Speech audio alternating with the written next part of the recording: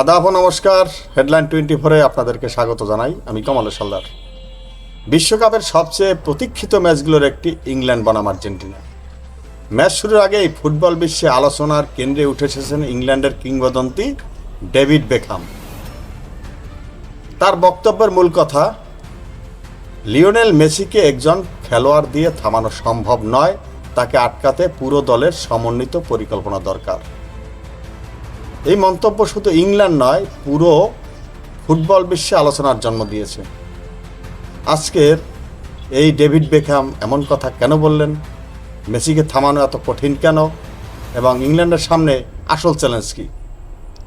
তিনি একজন playmaker, dribbler এবং ম্যাচের গতি বদলে দেওয়ার মতো ফুটবলার। পায়ে বল থাকুক বা না থাকুক, তিনি এমন জায়গায় অবস্থান নেন যেখানে প্রতিপক্ষের ডিফেন্সে ফাঁক তৈরি হয়।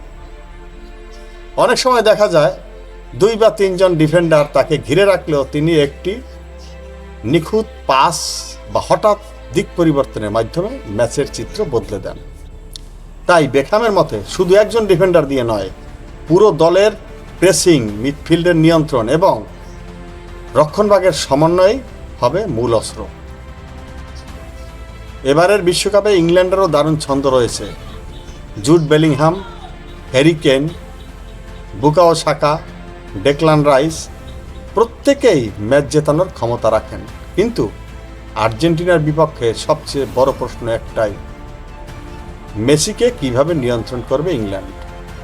বিশ্লেষকদের মতে ইংল্যান্ড যদি শুধু মেসির দিকেই নজর দেয়, তাহলে আর্জেন্টিনার জন্য খেলোয়াড়রা সুযোগ পেতে পারেন।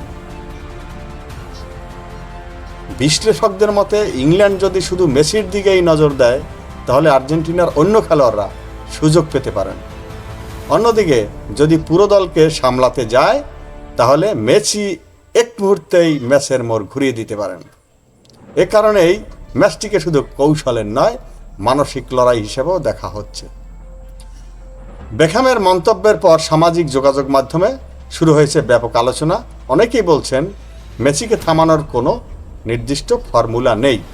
আবার কেউ বলছেন মেসি যদি বলেই না দেওয়া যায়, তাহলে তাকে সবচেয়ে বেশি নিয়ন্ত্রণ করা সম্ভব।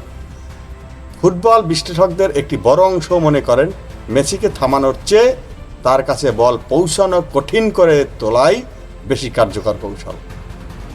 ডেভিড বেকহামের মন্তব্যে একটি বিষয় পরিষ্কার, মেসি আজও এমন একজন ফুটবলার যাকে ঘিরেই প্রতিপক্ষকে ম্যাচ পরিকল্পনা সাজাতে হয়।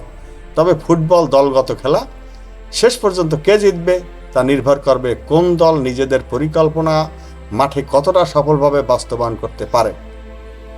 ইংল্যান্ড কি মেসিকে থামাতে পারবে, নাকি আবারও নিজের জাদু দেখাবেন আর্জেন্টাইন অধিনায়ক?